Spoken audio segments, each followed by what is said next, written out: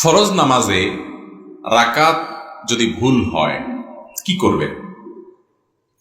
এর উত্তর হলো, ফরজ নামাজে 4 রাকাতের জায়গায় যদি আপনি 3 রাকাত পড়েন অথবা 4 রাকাতের জায়গায় 5 রাকাত পড়েন, 1 রাকাত কম অথবা বেশি, তাহলে সেক্ষেত্রে অবশ্যই প্রথমত জোড় নামাজকে আপনার জোড় হতে হবে, অর্থাৎ যাতে করে 4 রাকাতেরটা যদি 5 রাকাত পড়ে ফেলেন তাহলে সাথে আরো 1 রাকাত যোগ করবেন। তাহলে আরো 1 রাকাত যোগ করার পর আপনি টের পাইছেন পরে যে আমার 4 রাকাতের জায়গায় তো 5 নম্বর রাকাতে আমি পড়ে ফেলছি, শেষের দিকে আসেন বা সালাম ফেরানোর পরে মনে হয়েছে, তাহলে আপনি আরো 1 রাকাত সাথে যোগ করবেন, করে সেজদায়ে সাহু দিয়ে দিবেন। তাহলে শেষের যে 2 রাকাত এক্সট্রা 2 রাকাত হইলো ওইটা নফল হিসাবে গণ্য হয়ে যাবে, ফরজও হয়ে যাবে, কিন্তু শেষে কি দিতে হবে? সেজদায়ে সাহু দিতে হবে। আর যদি 1 রাকাত কম হয়, 3 নম্বর রাকাতে সালাম ফিরে বসে আছেন, এরপরে টের পাইছেন যে না, রাকাত তো 3টা হয়েছে, একটা কম হয়েছে, বা শেষের দিকে টের পাইছেন, তাহলে কি করবেন? তাহলে অবশ্যই অবস্থায় দাঁড়ায় যাবেন, দাঁড়ায় আরো 1 রাকাত পড়ে ফেলবেন, 1 রাকাত পড়ে এরপরে সেজদায়ে সাহু দিয়ে নামাজ পড়বেন, নামাজ হয়ে যাবে ইনশাআল্লাহ।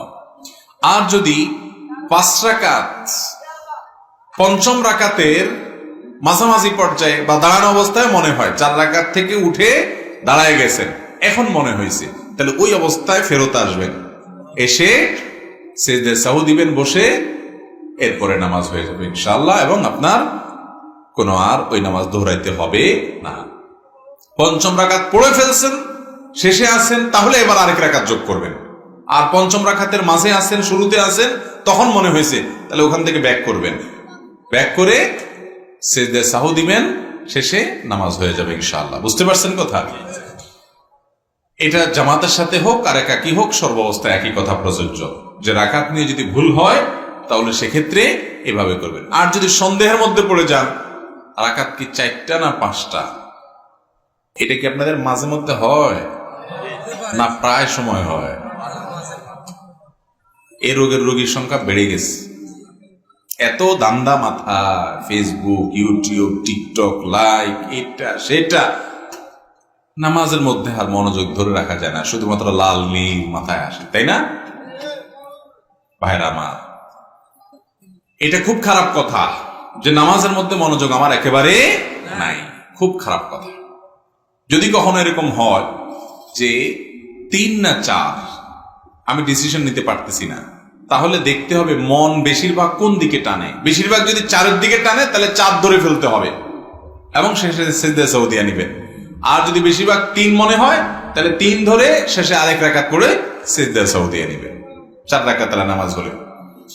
আর যদি 3 না 4 কোনো দিকে মন আপনার সমান, মানে বেশি টানে না, বরং সমান সমান মাঝখানে দাঁড়ায় আছেন, একেবারে এদিকেও টানে না মন, ওই দিকেও টানে না, এমন এক জটিলতায় আছেন, তাহলে সেক্ষেত্রে কমটা ধরবেন। কোনটা ধরবেন? 3 না 4, 3-এর দিকেও মন অর্ধেক টানে, 4-এর দিকেও মন অর্ধেক টানে, মনে কোনো দিকে টেনে বেশি নেওয়া যাচ্ছে না, একবারে মাঝখানে দাঁড়ায় আছে, তাহলে ওই 4 রাকাত নামাজকে কমটা ধরে রাখবেন, 3 রাকাত ধরবেন, ধরে আরেক রাকাত পড়ে শেষে সিজদায়ে সাহু দিবেন, নামাজ হয়ে যাবে। কথা কি বুঝাতে পারছি? আর যদি প্রবল ধারণা হয় যে না 4-এর সম্ভাবনা বেশি, 3-এর ব্যাপারে ওয়াসওয়াসা আসতেছে, তাহলে সিজদায়ে সাহু লাগবে না, 4 দিয়েই নামাজ শেষ করে ফেলবেন। আর 3 সম্পর্কে যে হালকা হালকা মনে হচ্ছে, এটা বুঝবেন যে শয়তানের ওয়াসওয়াসা, ওইটার কারণে সিজদায়ে সাহু দেওয়া লাগবে না। তাহলে মাঝামাঝি দাঁড়ায় থাকলে কমটা ধরে সিজদায়ে সাহু দিবেন। আর কোনোভাবে যদি ডিসিশন নিতে না পারেন তাহলে যে পদ্ধতি বলে ওই পদ্ধতি অবলম্বন করবেন। বুঝে আসছে কথা?